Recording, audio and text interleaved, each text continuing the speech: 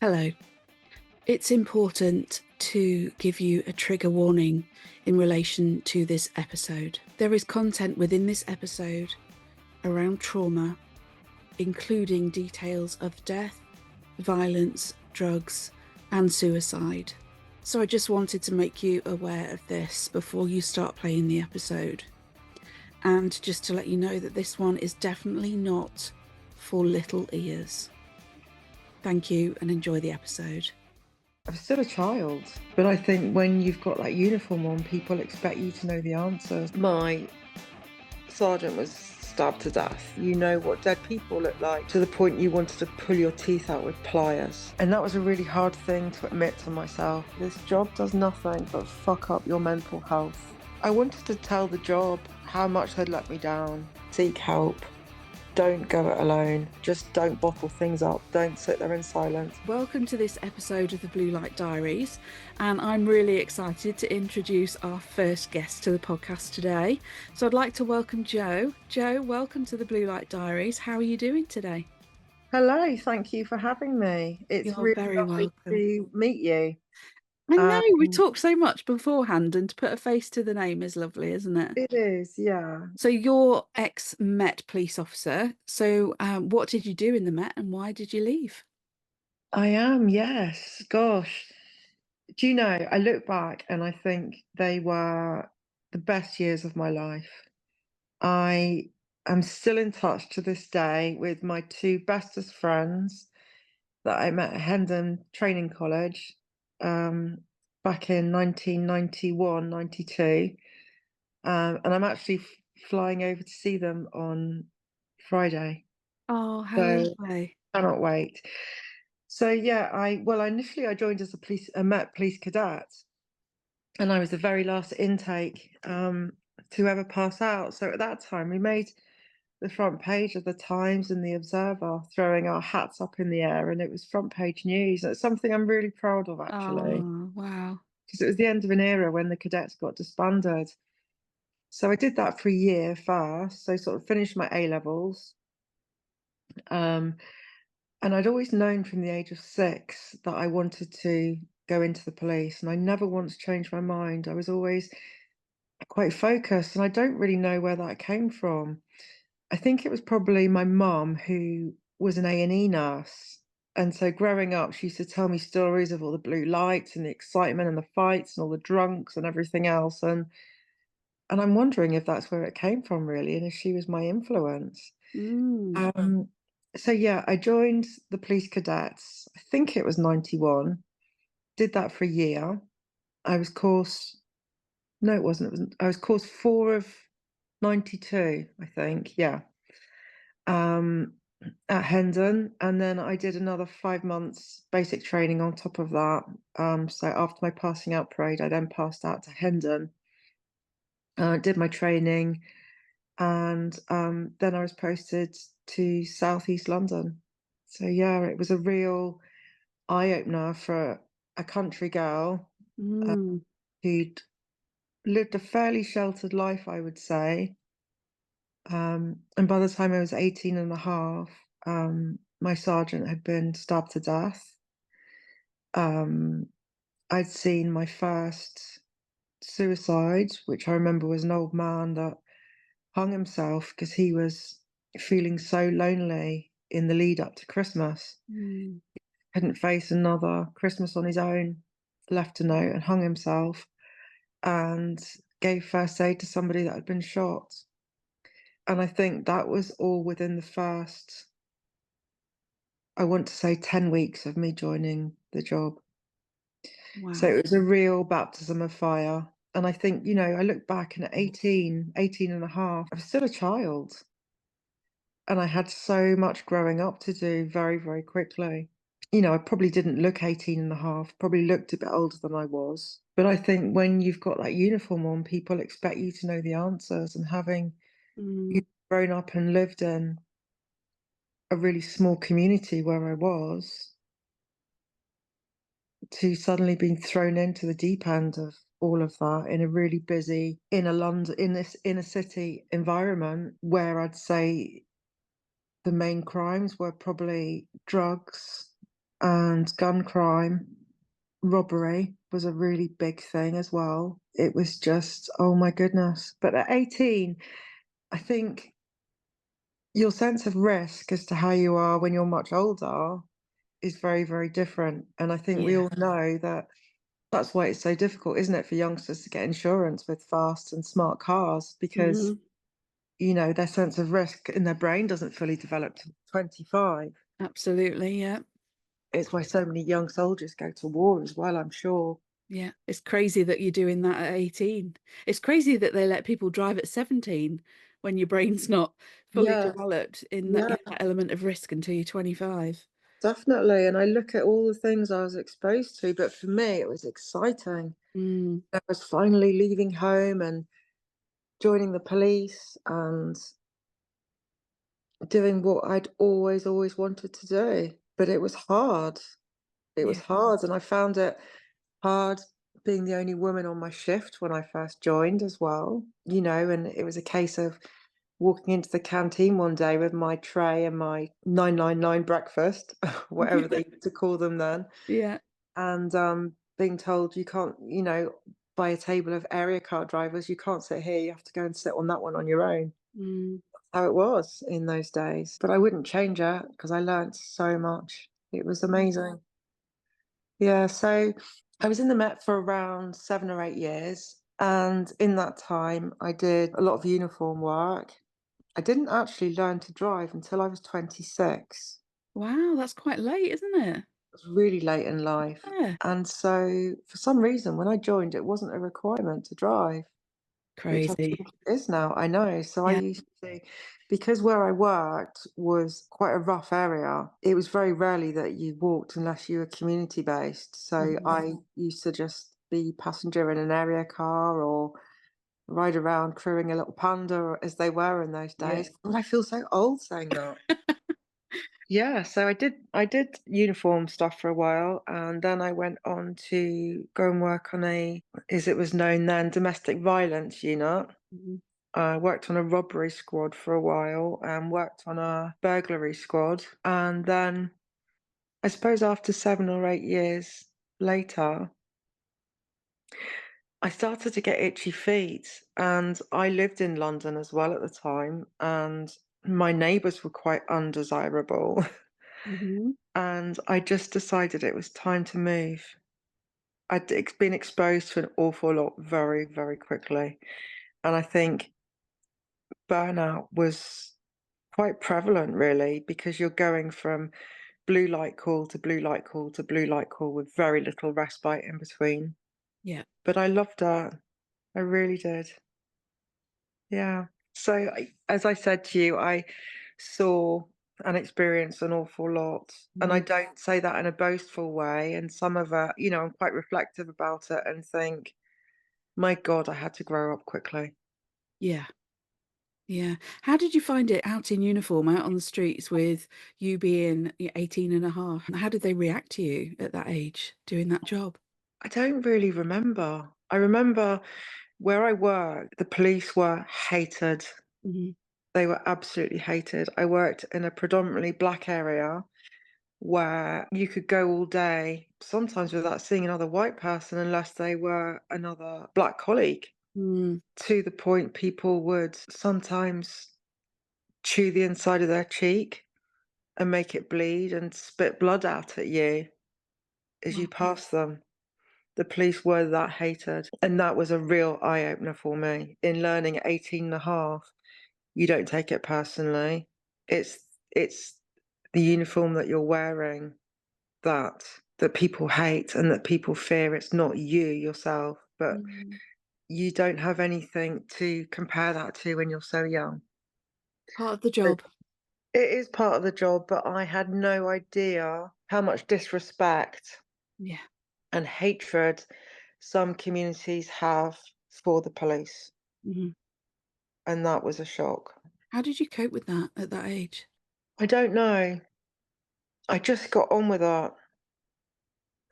And I got on with it and I got on with it. But as I'll end up by telling you later Mm. on, as I tell you my story, I realized it was just layers upon layers upon layers of what was actually trauma.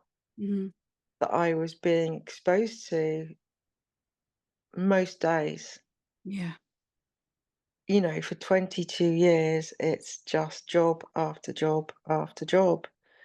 And it's as though you're wearing this invisible rucksack with a couple of items in the back. Mhm. And before you know it, it's so full, you're unable to walk properly because of the stresses and anxieties and worries that you're carrying around with you. But you try and normalize it because I think to complain or to be vulnerable and show how you felt was to show weakness.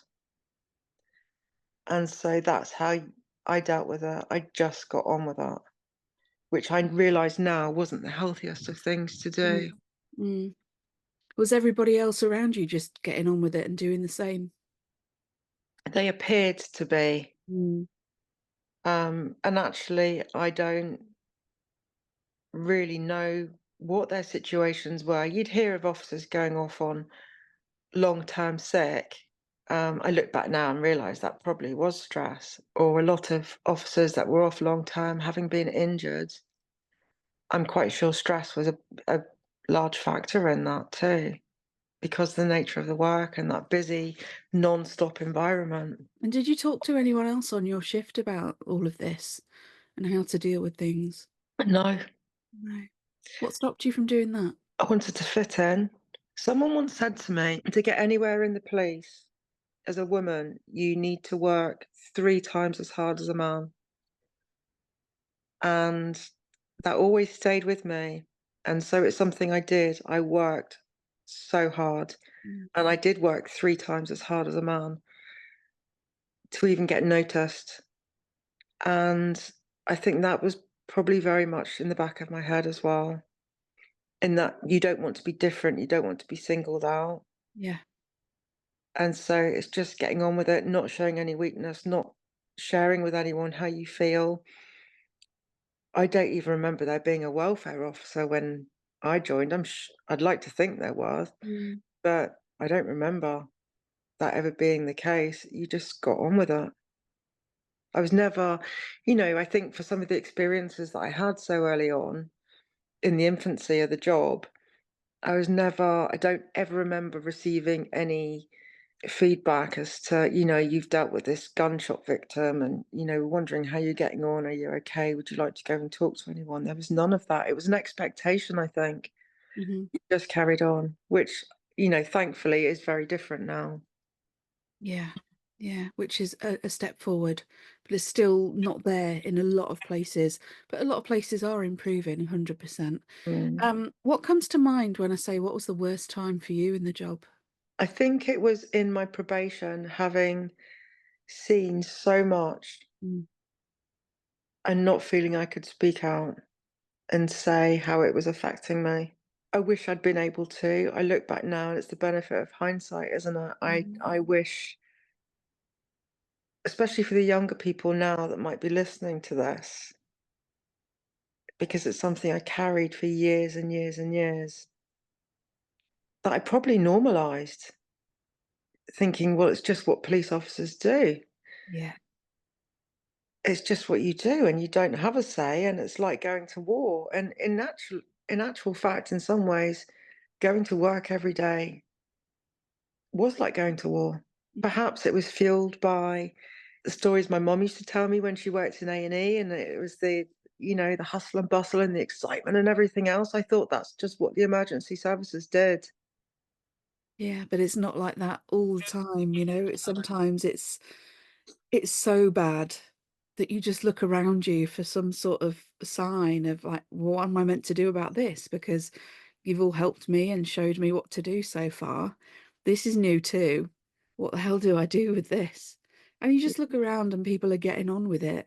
And you're like, okay, that's how we deal with this. We just get on with it and we go to the next job. Is that similar to what you experienced? Yes, it's very similar. Yeah, because you don't see anyone else come forward. I do remember when my sergeant was stabbed to death, and I wasn't present for that, but had heard it on the radio at the time. Yeah, So I guess it was kind of like a vicarious trauma in a sense. absolutely. Yeah. And I just remember everyone breaking down and just crying. They'd known him much, much longer than I had. And I'd only been in the job 10 weeks. And I remember it was announced on like the London lunchtime news that a police officer had been stabbed and killed, having tried to intervene during a post office raid. And I remember at 18 and a half, I remember desperately trying to phone my mum because they hadn't announced the name to say, it's mum, it's not me, I'm okay. Aw. Because it was such big news at the time. Mm. Mm. And what support were you provided when that happened to your sergeant? I honestly don't remember, but not a lot. I think it was certainly there for people that were there on the scene. I think the last thing I heard was, "He's got a knife, I'm getting out of here." And then that was that, Mm. sadly. But that is something that's always stayed with me. Yeah, Mm. yeah. And have you ever had any therapy since to talk about that particular, incident or anything else that stayed with you? I have. So, as you know, Sharon, I'm a trainee counsellor now. Yeah. So I did 22 years in the police. I transferred out of the Met Mhm.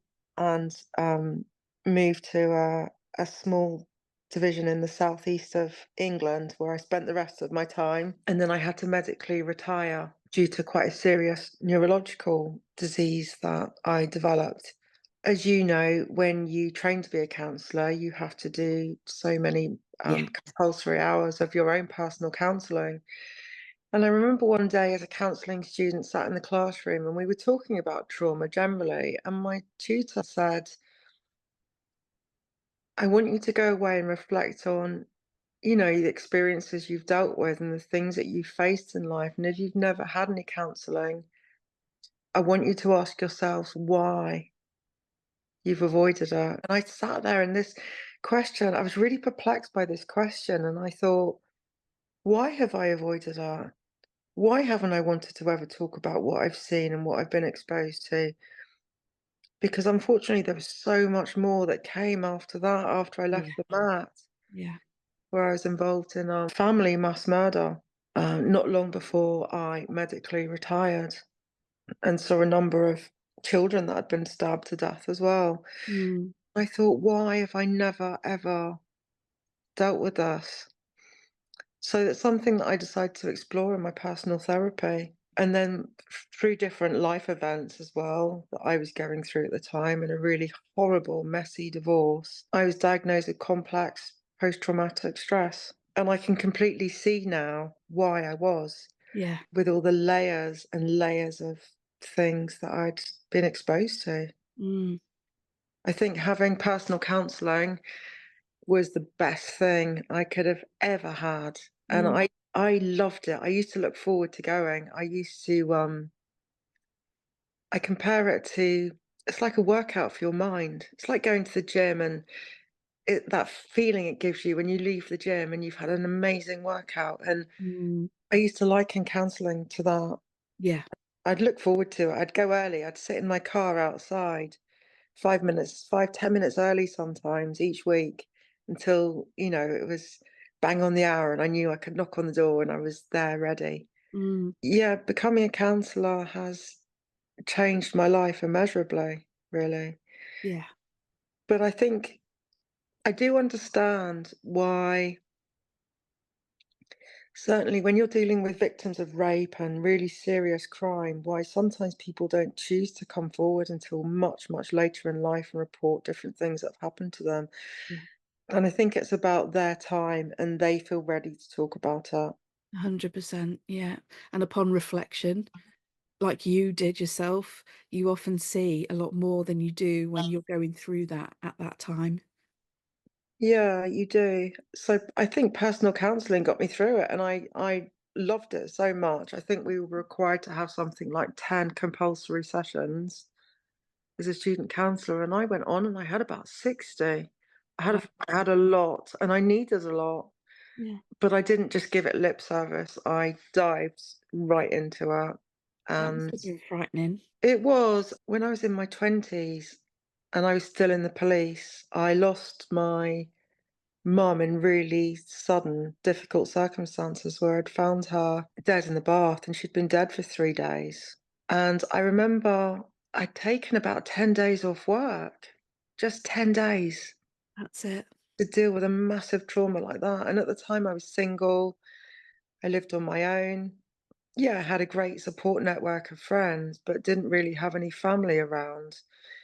And after 10 days, I decided to go back to work. And literally the next day, I was in Crown Court giving evidence of a serious incident that I'd witnessed and being asked by the defense brief all these questions. Do you remember this? And can you tell me more about that? And I remember I just suddenly went into meltdown and my brain just thought, can't do this anymore. Yeah. And my response was just, I don't know. I can't remember. I can't remember. I don't know. Because it was just too hard to think after everything that I'd seen. And I think Mm. one of the hardest things as well about losing my mum in such difficult circumstances was when you're in the police, you're exposed to death on a regular basis as well, aren't you? Yeah. Yeah. So you know what the local mortuary looks like. Mhm. Yeah, Um, like the back of your hand, because you spend you- time in there. Yeah. yeah, you do. You know what dead people look like. You Yeah. know how someone looks when they've been dead for a certain amount of time lying on their side and how Mm. pooling of blood works and how I won't go into the graphics of it, but how someone looks. And Mm. unfortunately, you know so much more about death than you should, especially when you're so young. Yeah. I mean, I remember when I was in my probation, we were in the Met, we were forced to go and watch a post-mortem. Mm. Mm. So there's no hidden side to death at all. So for me, I think after I had that incident, I had a meltdown after I was giving evidence in Crown Court. I took some time off after that. I think I took about a month off, and I probably still wasn't long enough. Took a month off work, and then I had to go back into the mortuary for different things. I was in CID after that, Mm. and I just kept looking at the drawers in the freezer thinking, "I wonder if that's the one my mum was in." Mm. See, when you deal with death as a police officer, you don't have the emotion, the personal connection, do you? But when you do eventually get that personal connection with a death and somebody that you've lost, it rocks your world completely. It does because, as I said to you before, you can't hide anything from a police officer. Mm. And I think because we're such curious creatures that like to be in control of everything, we want to know the ins and outs of everything as Mm. well. So I remember when I found my mum dead at home and the police officer that came to report it and had to do all the paperwork and all the rest of it said, "Well, we're going to take your mum to the chapel of rest now." And I said, "You mean the mortuary? Why are you using the word chapel of rest? It's the mortuary. Mm. Going into a drawer in the mortuary. I know what it is." And I remember thinking, don't try and silver line what's happened with different language, Mm. because that's the hard thing about us and what we do, isn't it? Yeah. Yeah. It's very black and white, it's straight to the point. Mm. It's either yes or no. It's very much the law, breaking the law. But this, with emotion, it doesn't seem to fit into that police world. No. Say this cop is trying to almost sugarcoat what's going on, and you know exactly what's happening. Would you Yeah. have appreciated a bit more consideration from that cop at that time? As in, did they know that you were a cop and that you'd lost your mum? Yeah, they did. But I think everyone's different, aren't they, Sharon? Yeah. Yeah. Everyone's so different. But I think for me, I wanted to just get on with the practicalities of it Yeah. as well and go into that mode almost in a way, because Yeah. that was probably the way I coped with it. Yeah. You go into job mode, as we call it. Yeah, Yeah. definitely. But I look back now and I most certainly did have PTSD from the way I'd found her. Yeah. And because for a year I slept with the light on. Mm. Because whenever I opened my eyes, I'd have images of my mom. So I was going to work every day with all of that in my head too. I used to sleep with the radio on, like quite a low volume. It was like Radio 4 or something like that, where I could listen to a play if I woke up in the middle of the night. Mm. Because that was a distraction from the thoughts that were going on in my head, and I was trying to break the cycle of that. Was work a So distraction? Yes, I think it was actually, but it was the wrong distraction, and I Mm. can see that now, but it was nevertheless a distraction. It's an Um, avoidant distraction. it was, and Yeah. I was avoidant in that I never really spoke about what happened with my mom a huge amount. I mean, people at work were aware, and I was in CID at the time, and I had an amazing governor, and I'd said to him, "Look, just for the time being, can you not send me to any difficult sudden deaths?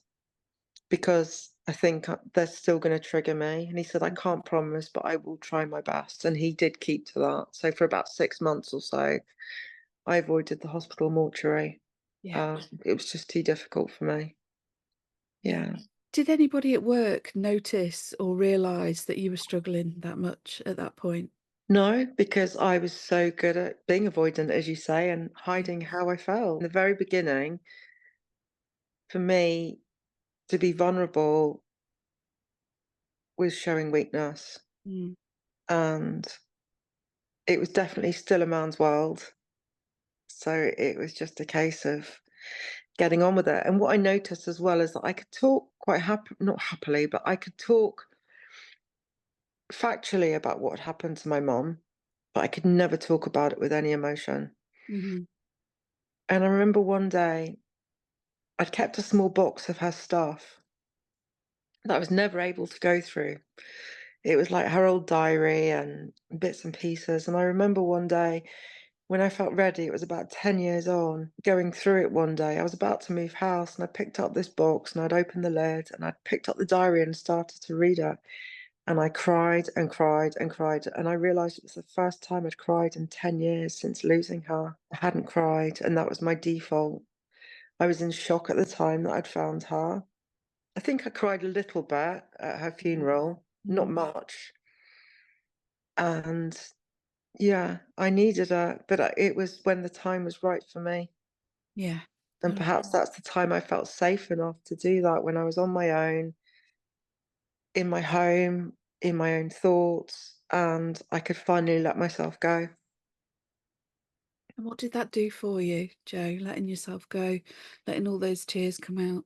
It was the best and most healthiest thing I could have done, but I just couldn't cry as Mm. much as I wanted to. And I'm not saying you have to cry to grieve somebody. We all do it in very different Yeah. ways. But for Yeah. me, it was just this release of everything I'd been holding on to, Mm. which I really needed. Yeah. So you continued in the police and then you became unwell. Yeah. I don't know if you've ever read the book called The Body Keeps a Score by that's Yes. Yeah. absolutely fantastic. And it's funny, when I picked up a copy of that a few summers ago and read it, so much resonated with me. So I think I was about 30 at the time, and I'd wake up in the middle of the night to the point I had the most searing, burning pain in my mouth. And it was like the most severe toothache you could ever imagine, to the point you wanted to pull your teeth out with pliers. Yeah. And I'd lie awake in bed at night, and I lived on my own at the time, and I would cry in pain. And I remember driving myself to A&E one night in the middle of the night, and I said, "I can't cope with this pain." So this was probably about 4 years after losing my mom. "I can't cope with this pain. I feel like I could jump out of a window. I could kill myself. The pain is so bad." And I later realized that the condition that I was diagnosed with was nicknamed the suicide disease. Okay. It's a rare neurological condition called trigeminal neuralgia. It's called trigeminal because it affects the three branches of the nerves in the face and the nerve endings in the face, Right. um, which give you the most horrific, searing pain. So they liken the pain to childbirth. Oh. So pain is measured in something called DELS, Mhm. DELS. This is something I've since learned. Pain's measured in DELS. That's the unit of pain. And for example, childbirth's measured in something like 11 DELS, and my condition, trigeminal neuralgia, was measured in something like 50 DELS. So it gives you an idea of. So every time a woman has a contraction during childbirth, and that's painful enough, Yeah. mine was off the scale with pain, and so it used to send my body into electric shocks. So it would affect my speech, where I'd start talking like I was deaf, so Mhm. almost like that, like a deaf person where I couldn't form my words properly. Yeah. I'd get electric shocks inside my eyes, my tongue, my teeth, the roof of my mouth, my face, and the pain was just indescribable, where sadly I had to medically retire because I couldn't cope with I had so much time off work and so much sickness from this. I was in and out of hospital constantly that in the end it was the only option for me really. Mm. Because unfortunately there is no cure for trigeminal neuralgia, as there aren't for a lot of neurological conditions. It's just a case of managing them. And the medication that I was on used to leave me so drowsy. I couldn't drive. I could maybe do 3 or 4 hours a day sometimes at work. I was too tired. I'd have to go home. I would sleep constantly. The medication I was on would affect my memory. It just wasn't an option to stay. And the day I had to medically retire broke my heart because it was a job that I absolutely loved. And as Mm.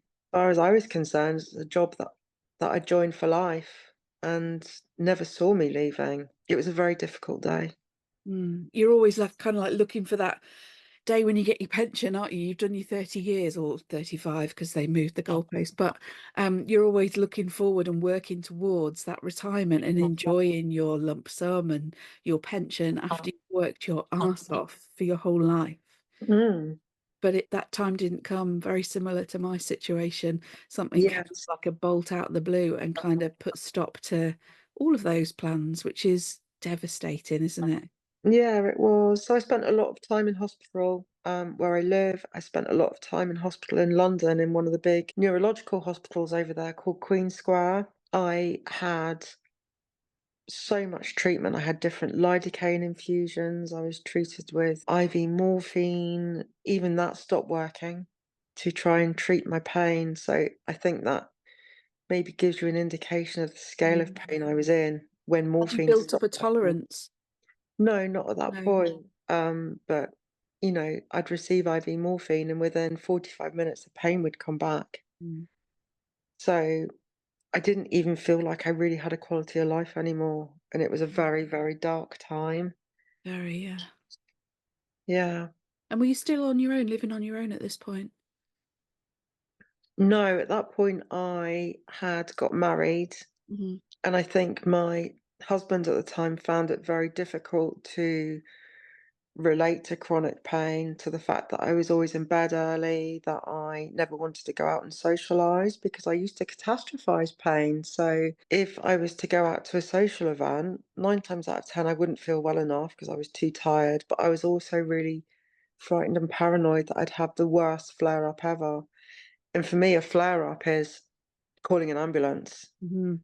to treat my pain because I can't go on, really.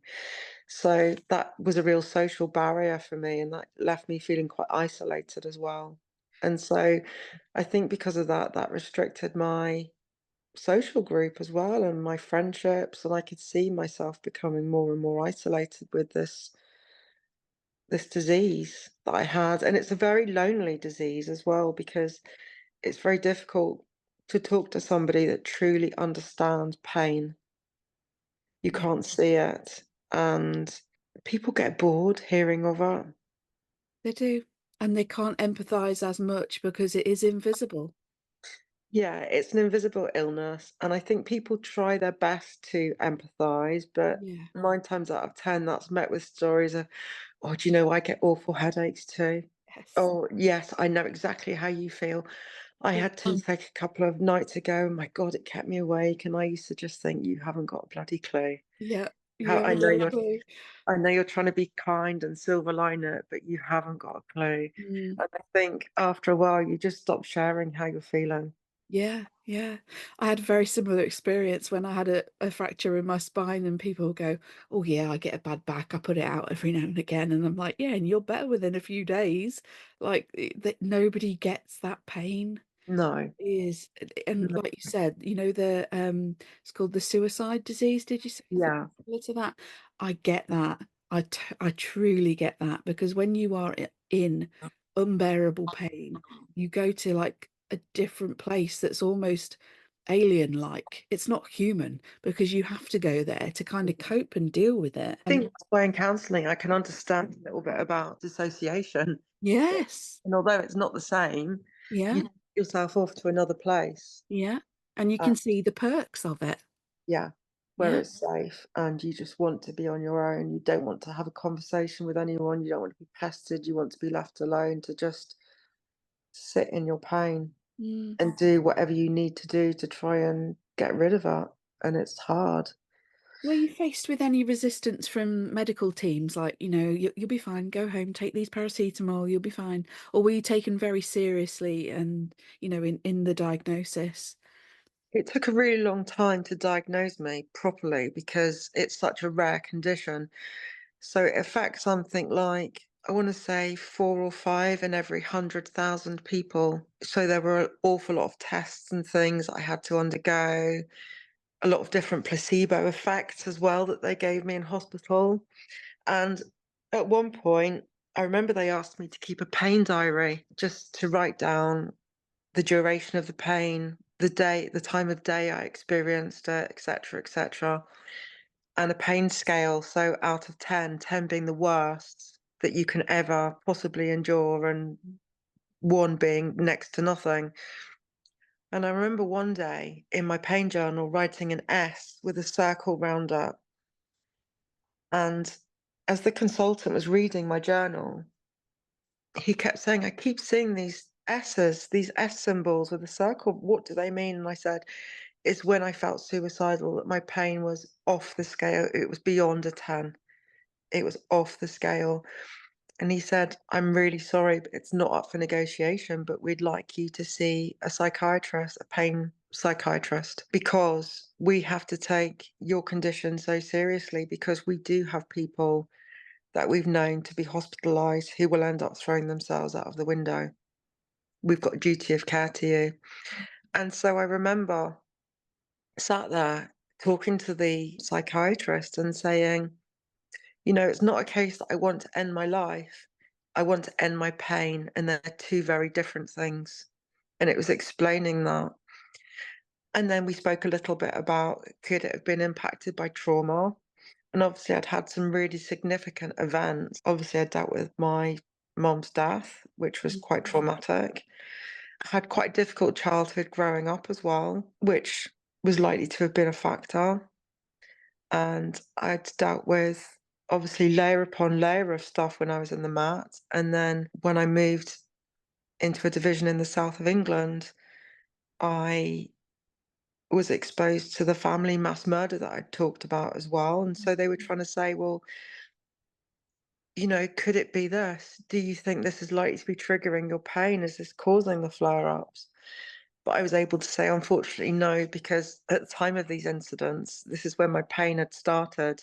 So I don't think it was the cause of it. I think it was already existing. But nevertheless, I was diagnosed eventually with trigeminal neuralgia.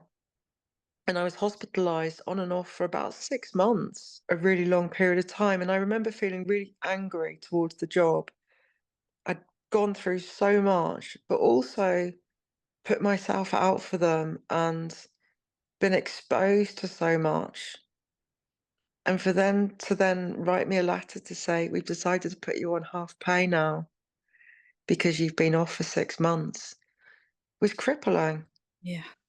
I understand the logistics of it and why they have to do it, but I even remember around that time going to visit a friend in hospital locally who was dying of leukemia, and he'd been given the same letter.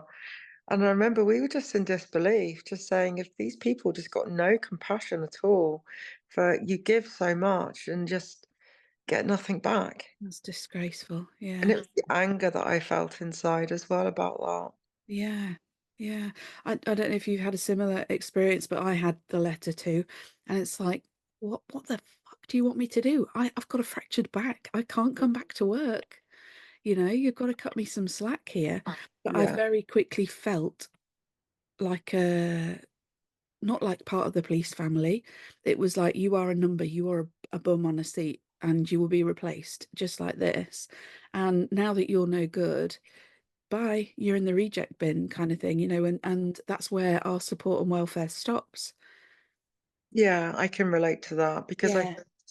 you feel like being in the police, I think doing the job that you do, experiencing and seeing the things that you do, there are very few people you can talk to about it other than your colleagues, Mhm. really.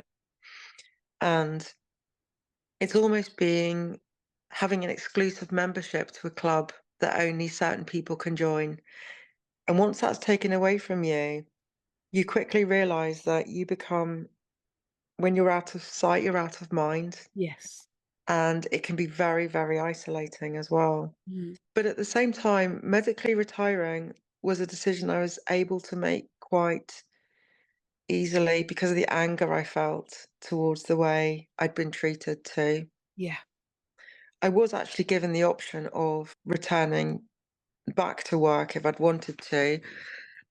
But at the time, we had something called the Bradford factor. I'm not sure if you're aware of what that was. It's in terms of a sickness reporting measurement scale, really. So Right. if you had more than 2 days off, you'd be called in for a back to work interview, and then it would go to HR and it would go, Mm. then you'd be put on different sickness competency plans and all the rest of it.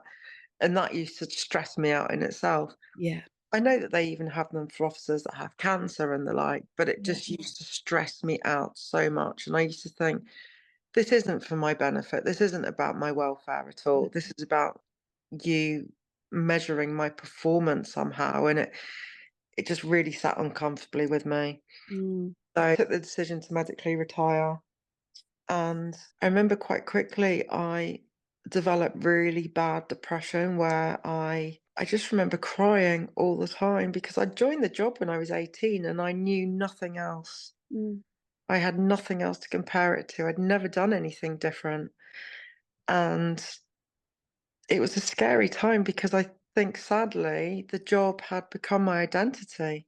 Yep. Yeah. You don't like to say that out loud, but it's true. It's all Mm. you know. A way of life, not a job. Yeah, and so I had to find myself all over again. I had to find out who is Joe outside of a uniform, outside of a warrant card. And that took a lot of exploration, I suppose.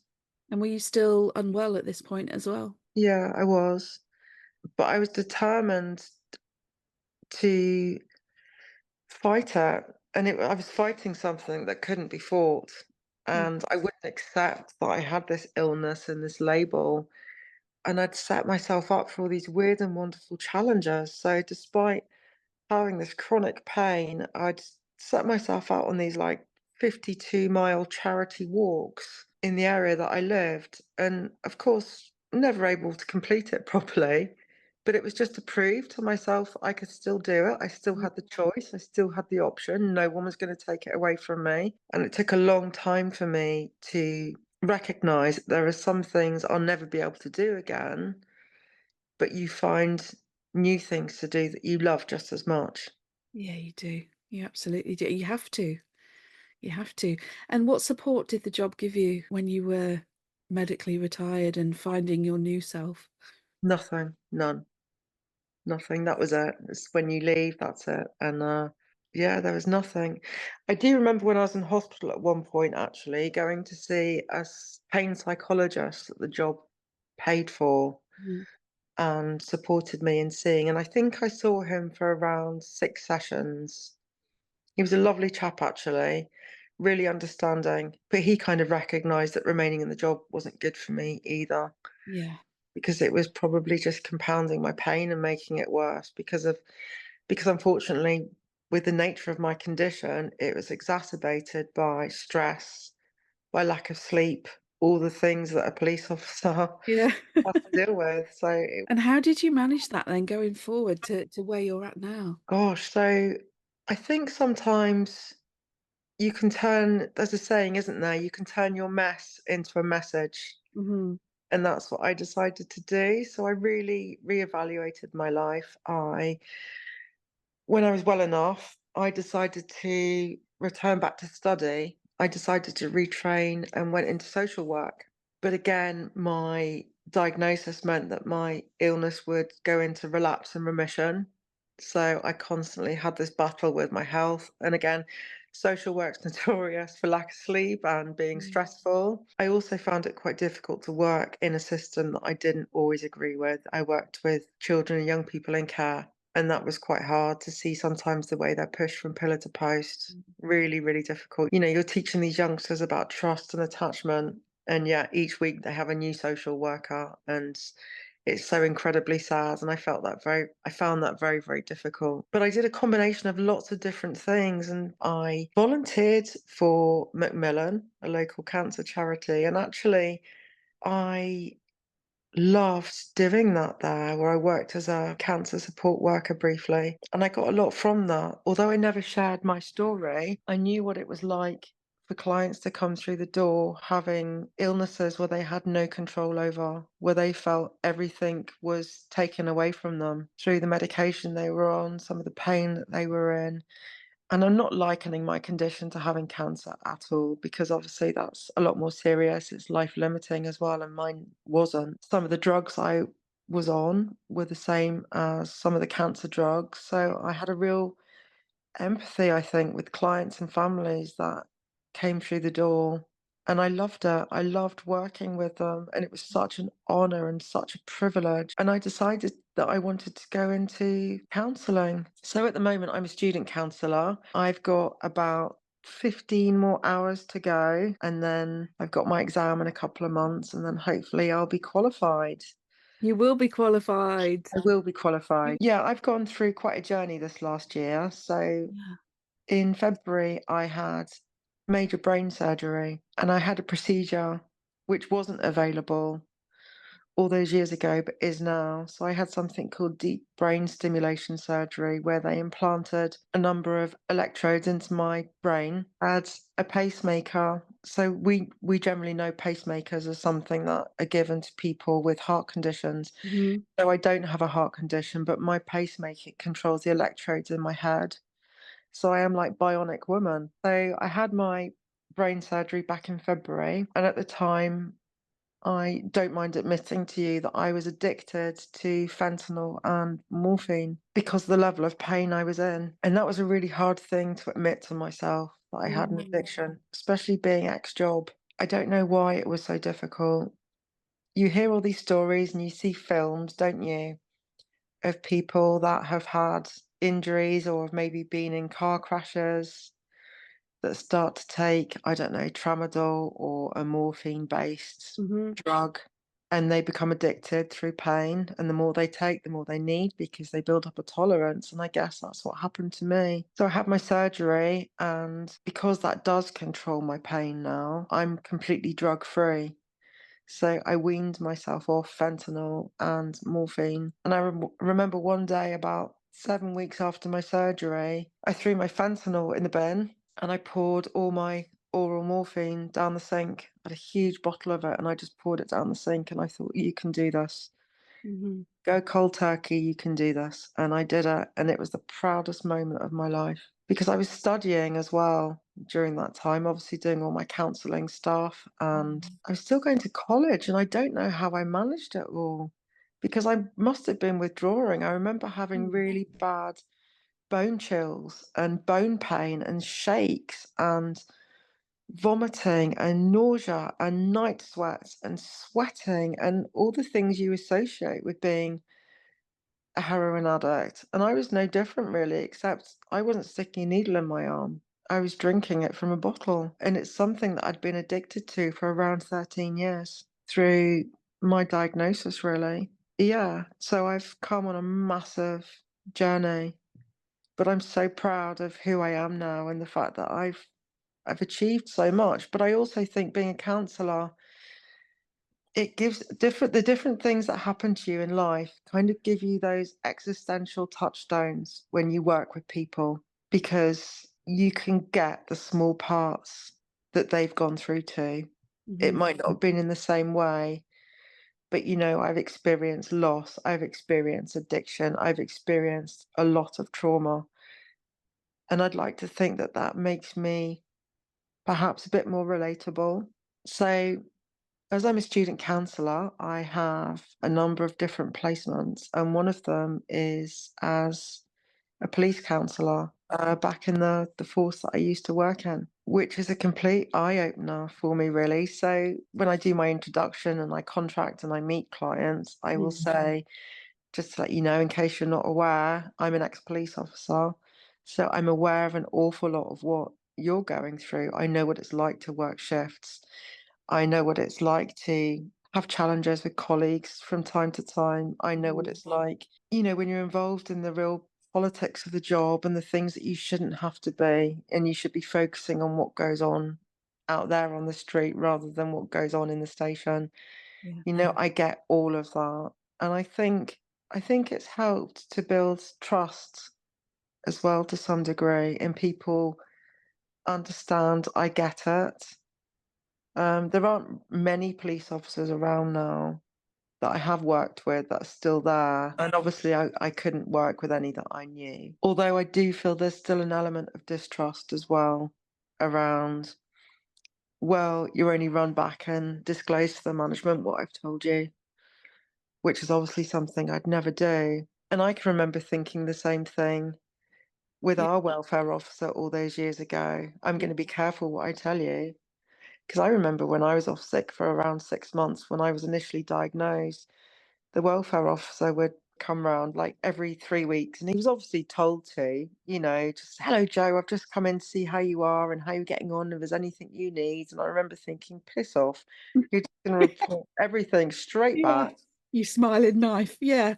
Yes, you smiling. Yes, you Yeah. smiling assassin. Yeah. Um, and I'm quite sure that some officers have the same mentality, possibly, in seeing a police counsellor, Yeah.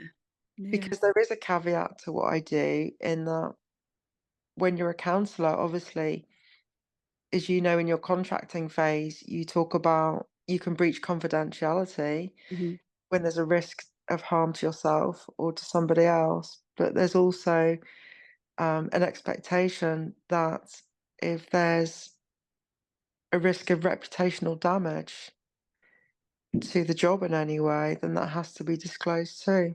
Right, and that's part of your contracting.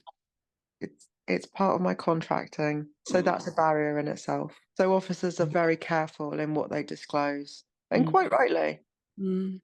quite rightly. Yeah. I mean, what was it that stopped you disclosing everything when you went through that? I wanted to tell the job how much they'd let me down, how Mm. shit they were, how they made me feel like I was just a number. But something stopped me, and I don't know why. Perhaps it was pride, Mm. weakness, all of those things we've just chatted about, Sharon. I don't Mm. know. But you're right, I had nothing to lose at that stage, really, because I knew I couldn't go back. So I just used to tell the welfare officer I was okay, and when I was next due in hospital and off he'd toddle in his car and go and report it back. I'd like to think that things are very different now. I don't know. Yeah. But I still think there's a perception that welfare teams are generally employed by senior management teams.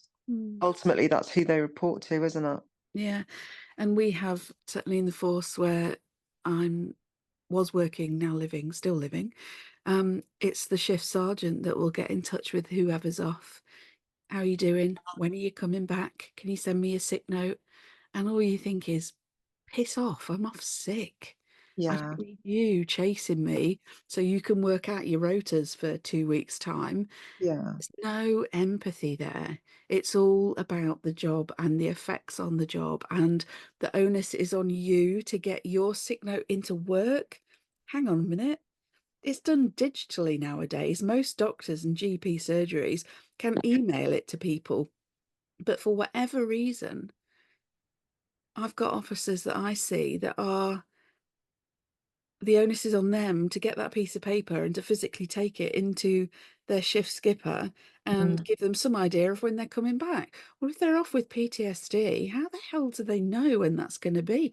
Leave them alone. They're off sick. absolutely. I That's a couldn't agree massive more. experience I've had, and I'm sure Mm, you've had by what you've said. yeah, and that is a common theme that's passed down to me as well. There's that Yeah. pressure to return back to work.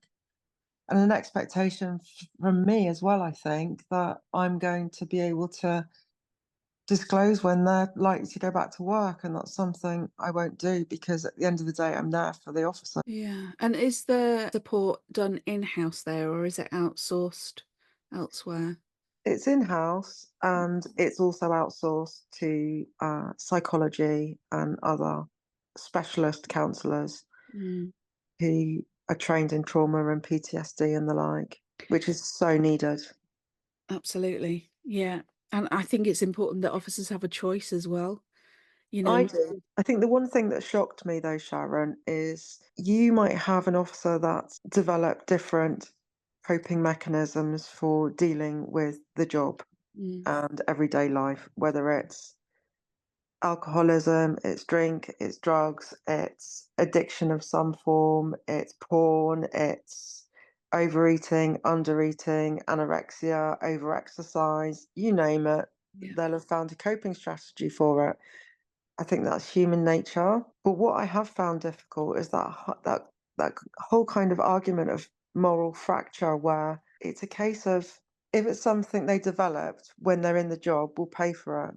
But if it's something they didn't have, if it's something they had when they joined, we're not willing to pay for it. Mm, But yet, this job exacerbates all the small triggers and everything else that we carry around in us. mm. That makes sense. Yeah, yeah, yeah. And everything you have within you when you join the job is It's under control. magnified. Yeah, and it gets magnified because Yeah. of the job. Yeah.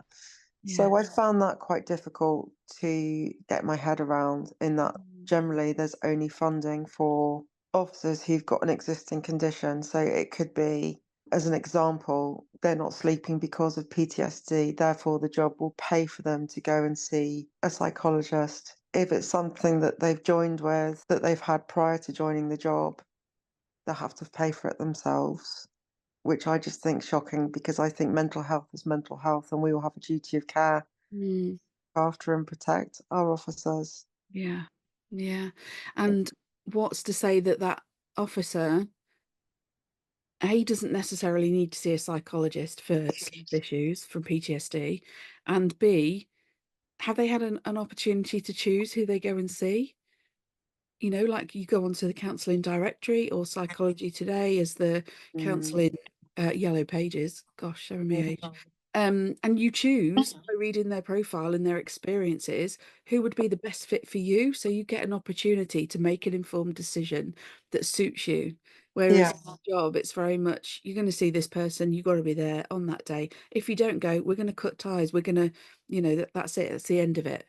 But Mm, people that go for help are at the end of their tether with it. That rucksack that you mentioned at the start, it's blooming full, it's overflowing, it's spilled all that contents out in front of them, and yeah. they're at breaking point. That takes time, not just 6, 12, 24 sessions or a bit of EMDR. It takes time to process that. And that's something that the job doesn't seem to have or is willing to give to really get to the root of this. I think you're absolutely right. And I saw someone recently and I remember writing down what they'd said. Mm, And obviously, I'm not going to share, mm, if it was a male or female officer, but they said to me, this job does nothing but fuck up your mental health. mm. And what support do we get? And I thought, yeah, you're absolutely right. Yeah, It does. yeah. Messes up your mental health so much. And I don't even think resilience has got anything to do with that. No. I think I was quite resilient, I was quite strong, but it's just you can only carry so much. Mhm.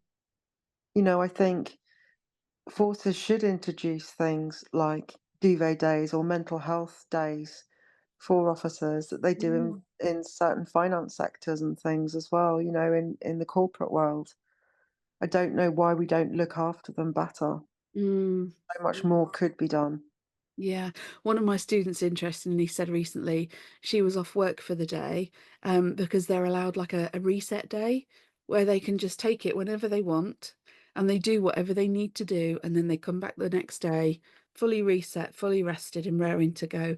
And that is just that one day is worth so much to them, and you're Yeah, gonna get a lot more in return.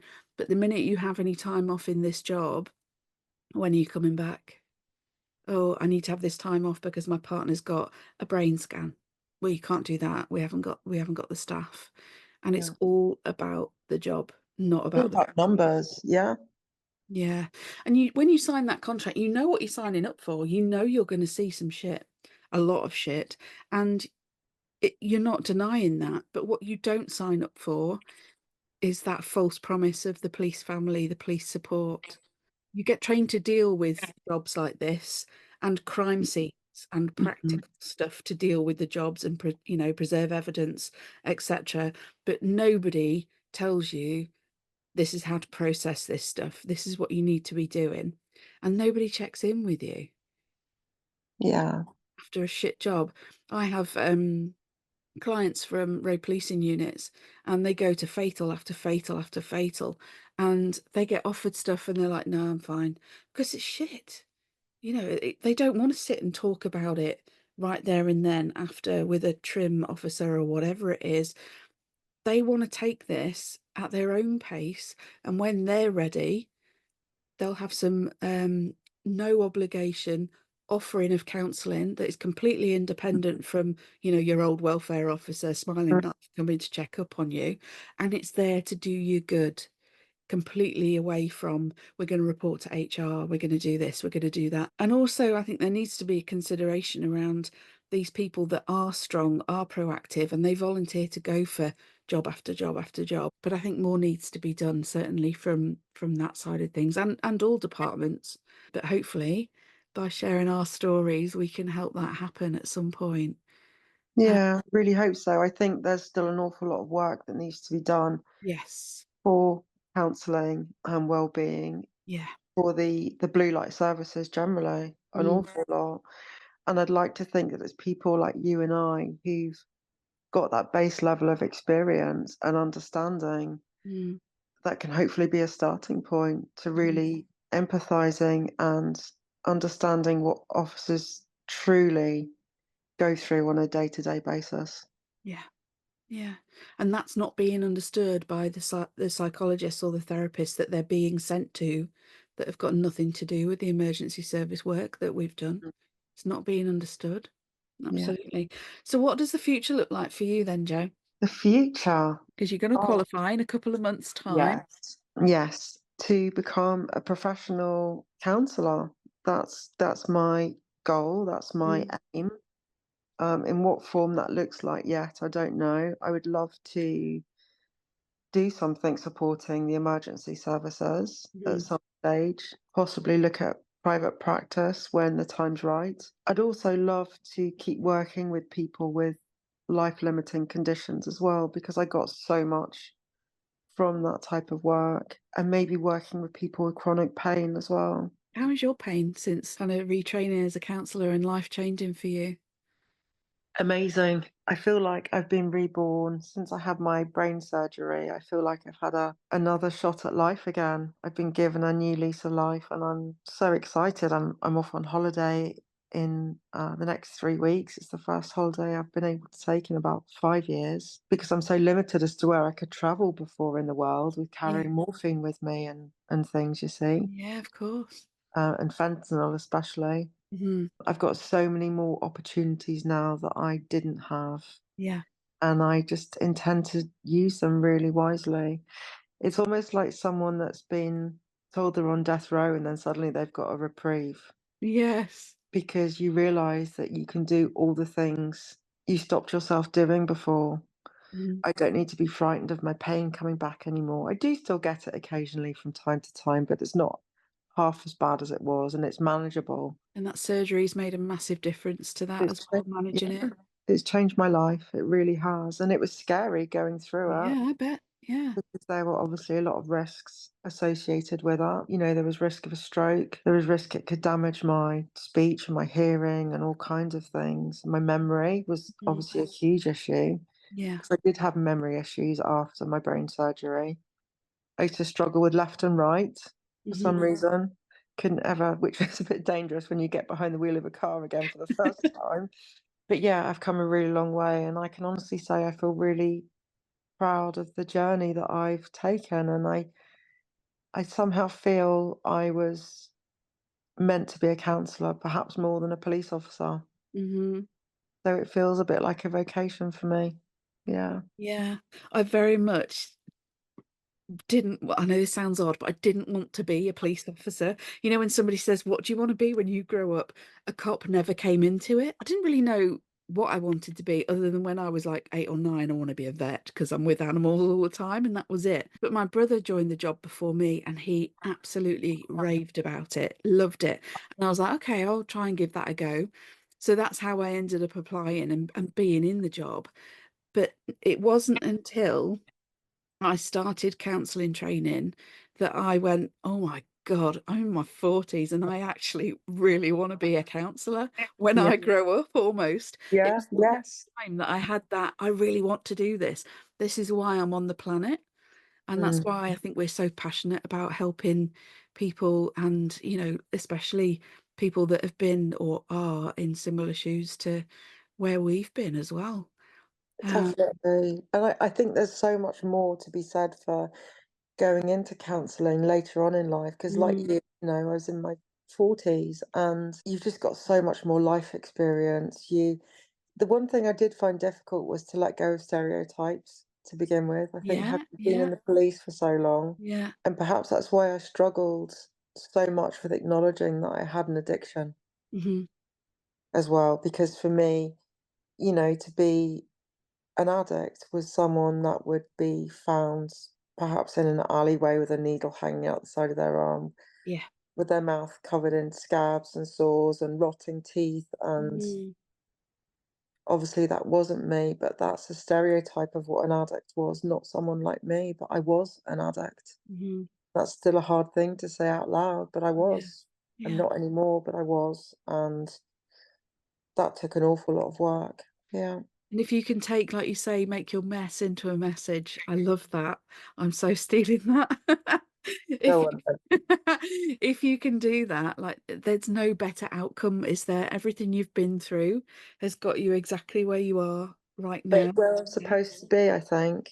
Yeah. And, someone recently used a phrase with me, and it was, sometimes life happens for you, not to you. Mm. Things happen for you, not to you. And it's something I will always hold on to. I almost want to get it put onto a keyring or a mug or something. Yes. Yeah. I think sometimes it can be very easy to silver line things and say, oh, yeah, but everything happens for a reason. Hmm. But for me, I genuinely feel that I have been taken down this path by the universe, and this is the one that I'm supposed to be on now. I love that. I love Thank you. that. And what best piece of advice or words of advice, shall we say, would you give to? I think I'm interested to hear about two things. What advice would you give to people that are new to the job, like you were at 18 and a half? And what piece of advice would you give to people that are struggling? They've noticed, oh, I've got some mental health indicators, maybe that I need to thinking about getting some help, but no, it'll be all right. I'll just carry on. What would you say to those two types of people? I'd say personally, and it's only my personal opinion, I Mhm. think 18 and a half is very, very young to join the police in terms of what you will be exposed to, not what you might be exposed to, what you will be exposed to. And as I said, I don't think resilience comes into it. I think, if you leave uni or whatever it is, go off, do your traveling first, just Yeah. enjoy as much of life as you can, because it's a profession where you have to grow up very, very quickly. And in a sense, you lose that last bit of your childhood. Yes. So I would say surround yourself by as many hobbies as you can, have positive friendship groups, and don't lose sight of the fact that there was something before you joined the job, because it's very, very easy to almost isolate yourself. And as I was saying before, it's about having that exclusive membership Mm, to a club where I think we can all be guilty of losing our outside friends before we joined the police. yeah. because it's the police family that you have, are the people that you feel are the ones that you can talk to and can confide in and share your experiences, where perhaps friends before the job might not have the same level of understanding. But on reflection, it's so important to keep those people in your life. They're the ones that keep you balanced and grounded and remind you of what real life's like too.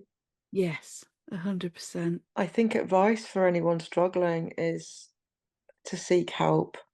Don't go it alone. Confide in a colleague, whether it's going to the pub for a glass of wine or a beer after work, reaching out to the welfare team, or finding a great counsellor, someone that's maybe got some background in trauma, Mm, that understands what it's like, someone that's worked in the emergency services if at all possible. They're the people that are really going to get at.